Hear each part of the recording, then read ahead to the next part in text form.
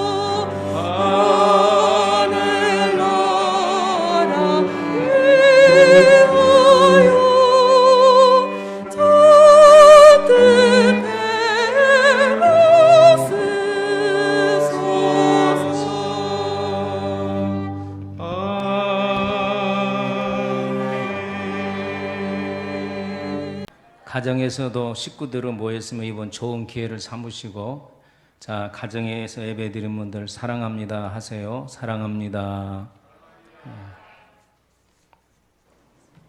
내 평생 온라인 예배는 처음입니다. 우리 여러분들이 대표자격으로 예배위원으로서 오늘 예배하러 나왔으니까 많은 심정을 가지고 여러분들이 예배에 임해 주시기를 바랍니다. 우리 크게 합시다. 하나님은 살아계십니다. 언제나 우리의 기도에 응답하십니다. 당신 때문에 나 때문에 행복해집시다. 예수님의 12 제자, 오늘은 10번째입니다. 한번 따라 하십시다. 주께서 인정하는 자가 되라. 어떤 초등학교 교사가 아이를 가르치다가 시험을 보게 되었습니다. 찬송간장 부르야 되는데 그냥 합시다. 이따 두 곡 부르자고 이따가. 제가요 엄청나게 속이 상해가지고 긴장이 돼요. 예배다운 예배가 안 되니까 막 실수가 나요. 시험을 보게 됐는데 담임 선생님은 아이들의 공부 잘하는 걸 너무너무 잘합니다. 근데 한 학생은 시험을 보면 항상 100점이에요. 그래서 이 감독을 하면서 쭉 보니까 이 100점짜리 학생이 하나를 못 쓰고 머뭇거리고 있는 거예요.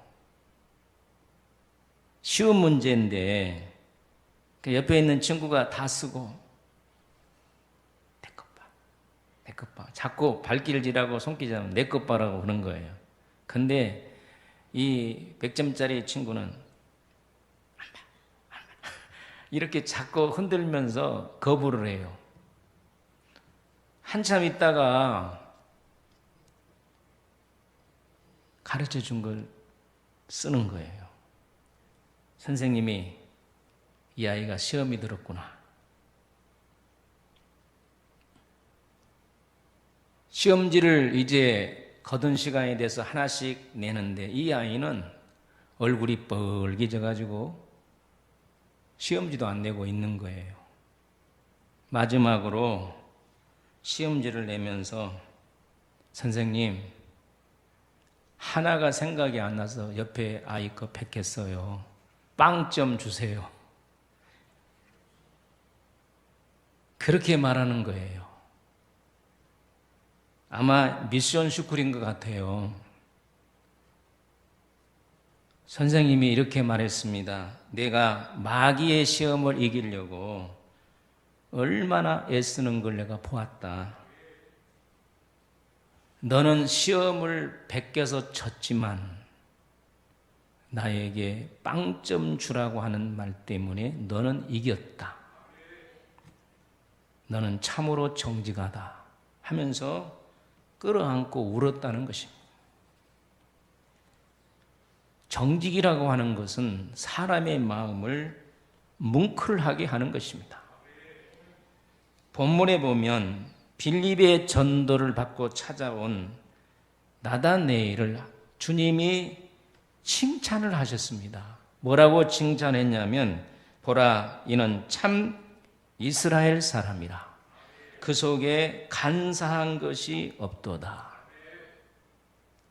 나다나엘을 가르쳐서 진실한 사람이라고 칭찬을 한 거예요. 여러분, 칭찬받는 것은 귀한 것입니다. 아무나 칭찬을 하지 않습니다. 무슨 일을 잘할 때에 칭찬을 해주는 거예요. 그런데 당대의 최고의 선생님이라고 생각한 예수님으로부터 칭찬을 받았으니, 인정을 받았으니 나다나엘이 얼마나 기뻤겠냐 그 말이에요. 그러면 여기 나오는 나다나엘이 누군가? 원래 나다나엘 이름의 뜻은 한번 따라하십시다. 하나님의 선물. 이 하나님의 선물이라고 하는 말이고요. 이 사복음서 마태, 마가, 누가, 요한 이 사복음서에 나다나엘이라고 예수님의 제자 중에 기록한 복음은 요한복음밖에 없습니다. 바로 1장에 나다나엘이라고 얘기하고 21장에 예수님이 부활하신 후에 베드로가 얘들아 우리 갈릴리 바다로 고기 잡으러 가자 할 때에 같이 따라간 사람 중에 나다나엘이라고 분명히 나왔습니다. 그러나 마태, 마가, 누가복음은 나다나엘이란 말을 쓰지 않냐고 한번 따라합시다. 바돌로메라고 하는 말을 썼습니다. 그러니까 나다나엘은 본명이고 바돌로메는 별명입니다. 이해하시겠습니까? 그런데 이 나다나엘, 이 바돌로메가 예수님의 제자가 되어서 주님을 따라다니면서 말씀을 배우다가 주님이 부활하신 후에 복음을 전하러 나갔는데, 오늘날로 말하면 아제르바이잔에서 복음을 전하다가 순교하셨습니다. 오늘 본문에 참 이스라엘 사람이다, 그 속에 간사한 것이 없도다 하는 말씀은 너무 귀한 말씀입니다. 왜냐하면 요새 사람들이 진실이 많이 결여되어 있고 마음속에 얼마나 간사한 것이 많은지를 모릅니다. 간사하다고 하는 말은 속임수가 많다고 하는 말이고 거짓말이 많다고 하는 말입니다. 우리나라 사람들은 죄송하지만 다른 나라 국민들에 비해서 거짓말을 뻔질나게 잘합니다. 왜냐하면 그 침략을 많이 받았기 때문에 살아남기 위해서 웅비웅변적으로 이렇게 거짓말을 잘했습니다. 거짓말이 너무 생활에 익숙해져 있습니다. 제가 거짓말 잘하는 거 15가지를 뽑아봤는데요. 15위 간호사가 주사를 줄 때 이 주사는 하나도 안 아파요. 14위 여자들은 어머 너 왜 그렇게 이뻐졌니? 13위 학원 강고 전원 취업 보장 전국 최고의 합격률. 12위 비행사고 승객 여러분 아주 사소한 문제가 발생했습니다. 11위 연예인 그냥 친구 이상으로 생각해 본 적이 없어요. 10위 교장 선생님 저의 때 마지막으로 간단히 한마디 하겠습니다. 9위 친구 이건 너한테만 한 말인데. 7위 아파트 신규 분양 8위 장사꾼 이거 정말 미치고 파는 것입니다. 7위 아파트 신규 분양 지하철역에서 걸어서 5분 거리입니다. 수석 합격자 그저 학교 수업만 충실했을 뿐입니다. 음주 운전자 딱 한 잔밖에 안 마셨습니다. 중국집 출발했어요. 금방 갑니다. 옷가게 어머 너무 언니 잘 어울려. 꼭 맞춤 같아. 정치인 돈 한 푼도 받지 않았습니다. 1위 자리 양보받은 노인 에그 괜찮은데. 이런 것들이 그 외에도 수없이 우리 생활 속에 거짓말이 자리를 잡고 있는 우리 민족성은 부인할 수가 없습니다. 중국의 고사 중에 이 마록이라고 하는 이 얘기를 아십니까? 중국을 통일한 진시황이 있었습니다.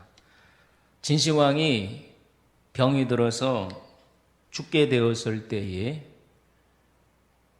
자기 큰아들 부소를 왕위에 앉혀라 이런 조서를 내리고 죽었는데 황제 곁에서 시종을 했던 황간 내시가 이것을 변개해 버렸어요.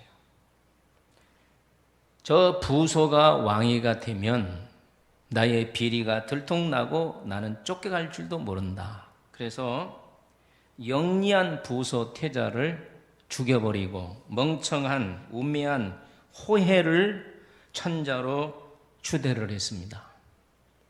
그리고 이 멍청한 호해를 가르쳐서 내가 너를 황제로 세웠으니 나에게 잘해줘야 된다. 또 호해는 자기는 황제가 될 감도 안 되고 될 수도 없지만 이 황간 내시 때문에 황제가 되었으니 잘해줄 수밖에 없었어요. 그걸 믿고 이 조고가 정권을 장악해버린 겁니다. 모든 사람을 자기 편으로 만들고 자기에게 굴복하게 하는. 그러니까 황제는 노버트입니다.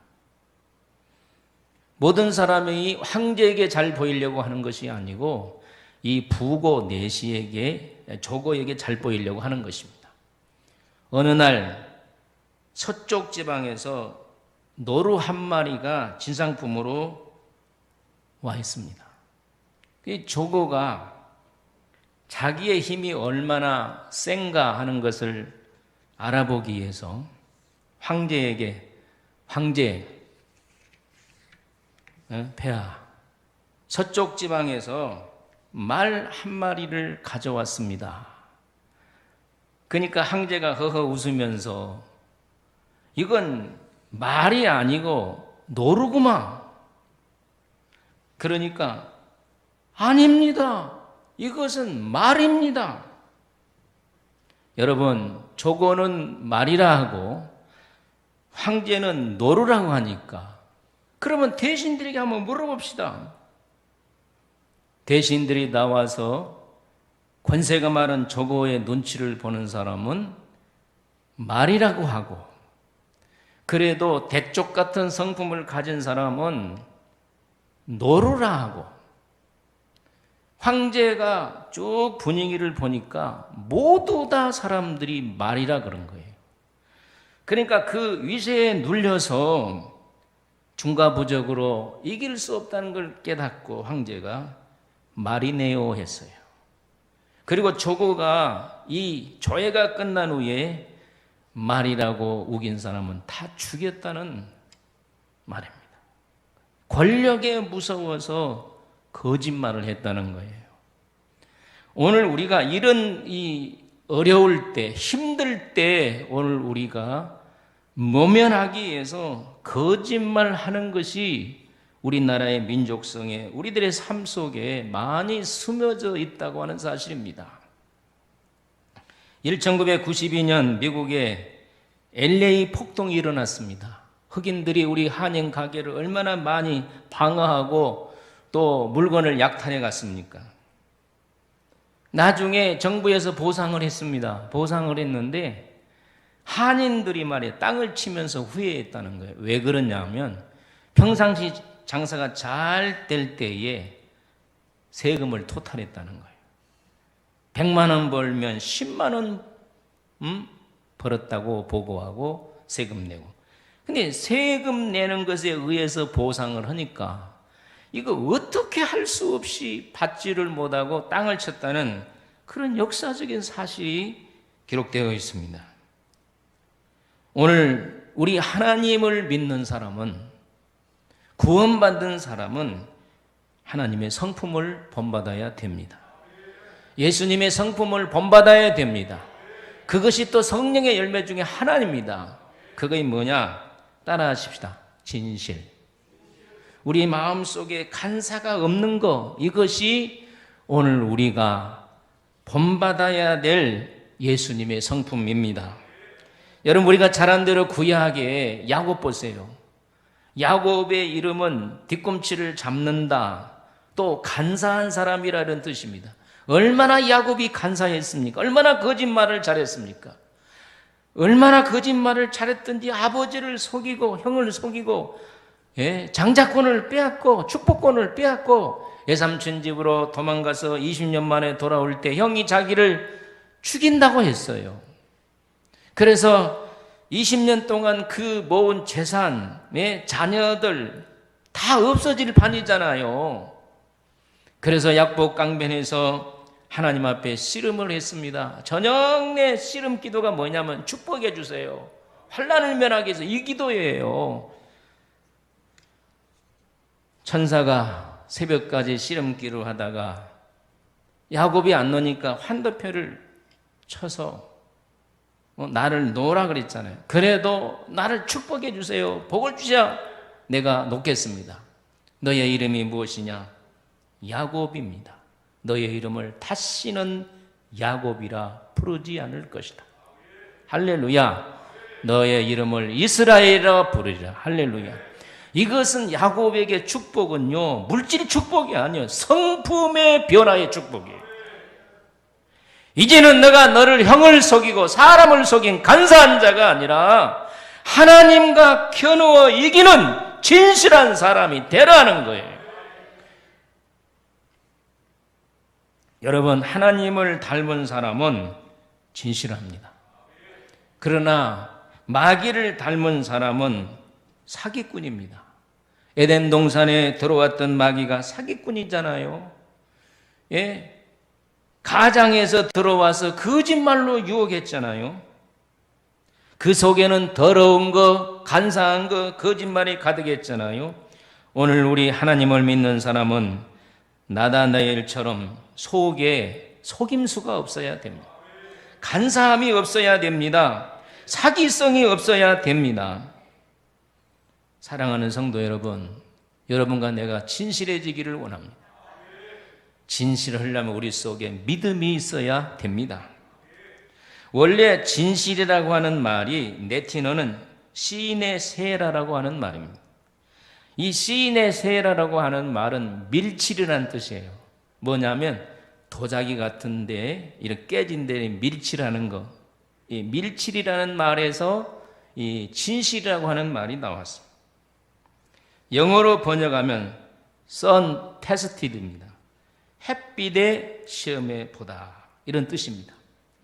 이 말이, 이 진실이라는 말이 다시 말하면 시인의 세라라고 하는 말이 생긴 원인은 고대 도시에 이 도자기가 굉장히 발달되었어요. 그러면 이건 도자기가 여러 가지잖아요. 뭐 옹이 도자기도 있고 뭐 투가리도 있고 또 예쁘고 얍실얍실한 그런 도자기도 있고.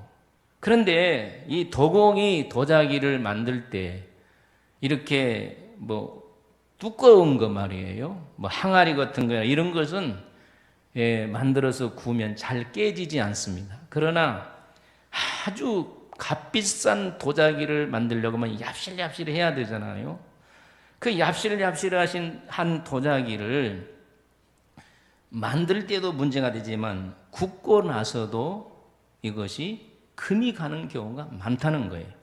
그래 진실한 도공은 다 금 가는 건 깨버리는데 이 진실하지 못한 도공은 그 금 가는 사이에다가 밀칠을 한다는 거예요. 이해가 가십니까? 예, 밀칠을 해가지고 깨끗하게 이게 색소를 바른다는 거예요. 예, 밀칠하거나 색소를 딱 발라서 이걸 감춘다는 거예요. 그런데 이것은 햇빛에 싹 보이면 금 가는 것이 보인다는 거예요. 햇빛에 이렇게 도자기를 비춰도 금이 가지 아니하면 사람들이 합격품을 낼 때에 뭐라고 하냐면 한번 따라합시다. 시네세라. 진실한 도자기다. 이렇게 말해준다는 거예요. 그래서 진실이라고 하는 말은 시네세라에서 나왔다.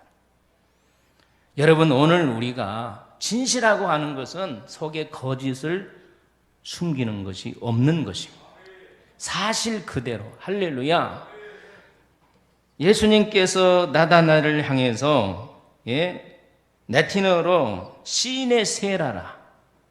진실한 사람이다. 이렇게 말씀을 해주고 있습니다.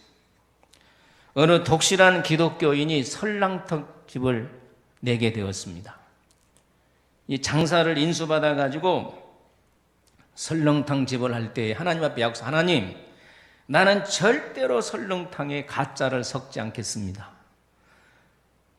설렁탕을 잘 이렇게 소뼈를 우려내서 맛있는 설렁탕을 만들겠습니다. 왜냐하면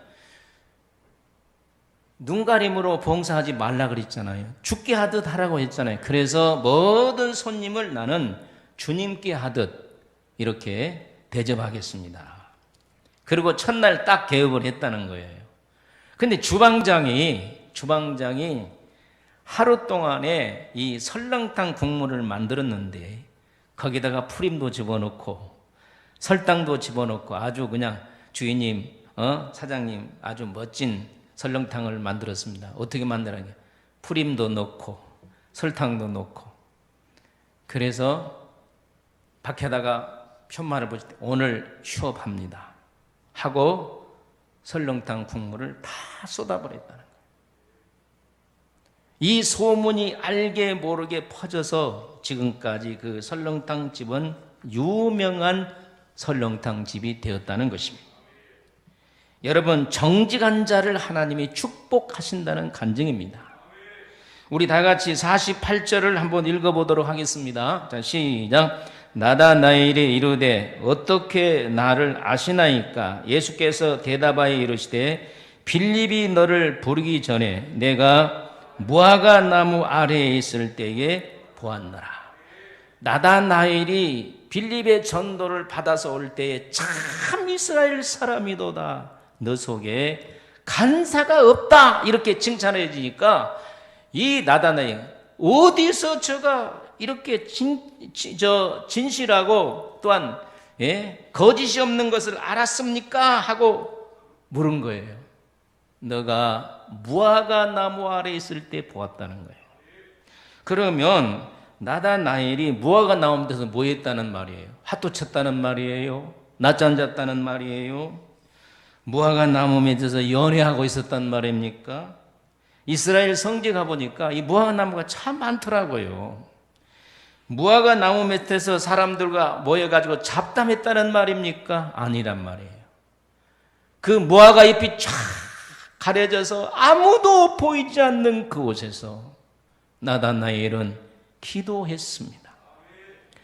그곳에서 메시아를 기다렸습니다. 하나님, 이스라엘 나라가 너무 죄가 많습니다. 주님이 오셔야 되겠습니다. 메시아를 사모합니다. 주님 오시옵소서. 이 백성들의 죄악을 용서해 주시옵소서. 메시아를 사모하고 회개하고 백성들의 죄를 회개하고 자신의 죄를 회개하고 하나님, 내가 깨끗하게 살기를 원합니다. 진실되게 살기를 원합니다. 거룩하게 살기를 원합니다 하면서 무화과 나무 밑에서 기도한 것을 주님이 보셨다는 거예요. 할렐루야. 정말로 오늘 우리가 조그마한 일도 주님이 보신다는 걸 기억하시기를 바랍니다. 무화과 나무 밑에서 나다나엘이 기도하듯이 오늘 우리도 이 나라와 민족을 위해 기도해야 되겠습니다. 제가 오늘 예배 실수가 많은 것은 너무 속이 상했어요. 어젯밤에 잠을 제가 못 이뤘습니다. 이거 비대면 예배가 무슨 예배인가? 왜 오늘 우리가 예배를 드리러 보지 못했는가? 문재인 대통령을 미워하고 그런 것이 아니라 이건 종교 지도자들, 목사들의 죄악이다. 목사들이 양들을 바로 지도하지 못하고 말씀을 바로 가르치지 못했기 때문에 하나님께서 하도 형식적이고 가짜들이 많으니까 갈라내기 위해서 하나님이 이런 예배를 하신 거냐. 그래서 어제 저녁에 저녁에 제가 하나님 앞에 회개했습니다. 하나님, 나는 양을 죽이는 목사가 아닙니까? 정말로 양들을 바로 인도하는 목사입니까? 요새 근래 목사들하고 얘기해보고 해보면 전혀 목사들이 자기 자신을 못 깨닫는 거예요. 너무너무 답답합니다. 그래서 하나님께서 우리 한국교회 회개운동이 일어나지 아니하면 코로나가 오래 갈 것 같아요. 정말 오늘 우리가 무화과 나무 밑에서 뭘 해야 됩니까? 아무도 보이지 않는 그곳에서 우리는 회개해야 됩니다. 하나님은 중심을 보시고 시공간을 초월해서 없는데 더 잘 보는 것을 믿으시기를 바랍니다. 불꽃 같은 눈으로 우리를 감찰하고 계십니다. 생각을 감찰하시고 마음을 감찰하시고 우리 행위를 감찰하시고 우리가 어떤 삶을 살고 있는가를 주님이 아신다는 거예요. 아무도 모르는 무화과 나무, 자기 혼자만 가는 무화과 나무 밑에서 기도하는 것을 보았다는 거예요. 일제 말기에 일본 사람들이 우리나라에게 천황 숭배를 강요했습니다. 신사참배를 강요할 때 살아있는 죄 종들은 감옥에 가서도 반대를 했지만 많은 사람들이 신사참배에 넘어졌습니다. 여러분, 이 지금 하남 있잖아요. 하남에 가면은 옛날에 그 유명한 김용기 장로님이 고향은 양주지만 하남에다가 거기에다가 가나안 농군학교를 세웠는데 바로 거기가 지금 한소희 집사님이 사는 그곳이에요. 지금 그가 가나안 농군학교 자리입니다. 이 김용기 장로님이 유명한 장로님이니까 일본 사람들이 빨리 신사에 참배해라. 창씨개명을 해라. 나는 예수 믿는 사람으로서 절대로 우상숭배할 수 없습니다. 그래서 한국 고등교 경찰에 끌려가서 많이 매맞았다는 거예요. 발길도 차고 네가 뭐 특별한 사람이냐고 여러 가지 고문도 시키고, 그래도 끝까지 안 하니까 한국 경찰이, 일본 앞잡인 경찰이 못하니까 유명한 고등교의 주임인 다찌에게 넘겼어요. 다찌가 끌고 가서 별별 고문을 다 하고 족친 후에 빨리 신사에 차리라. 김용기 장로님은 나는 할 수가 없습니다. 왜 할 수가 없느냐? 나는 일본 천황을 욕되게 할 수 없습니다. 아니, 절을 해야 욕되게 않는 것이지 왜 절을 하는 것이 욕되는 것이냐?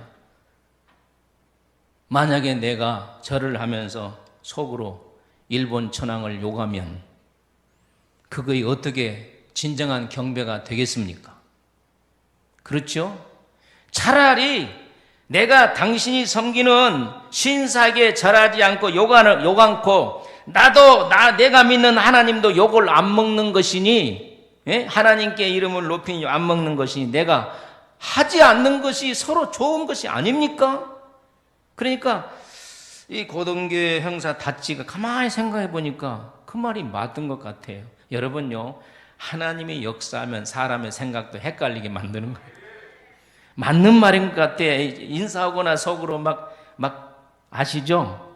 벨벨 욕을 당하는 것보다 차라리 신사에 절하지 않고 욕하는 것이 낫다. 그러면 당신은 신사에 절하지 않도록 해줄 테니까 다른 사람에게 절대로 그런 말을 하지 말아라. 그래서 그 어려운 시대에 이 김용기 장로님은 신사에 절하지 아니하고 신앙을 지켰다는 거예요. 여러분, 하나님은 이런 걸 보신 거예요. 죽어도 나는 신사에 절하지 않는다는 그 확신 있는 믿음 때문에 하나님께서 구원해 주신 거예요. 여러분, 무화과 나무가 바로 여러분이 다니는 직장입니다.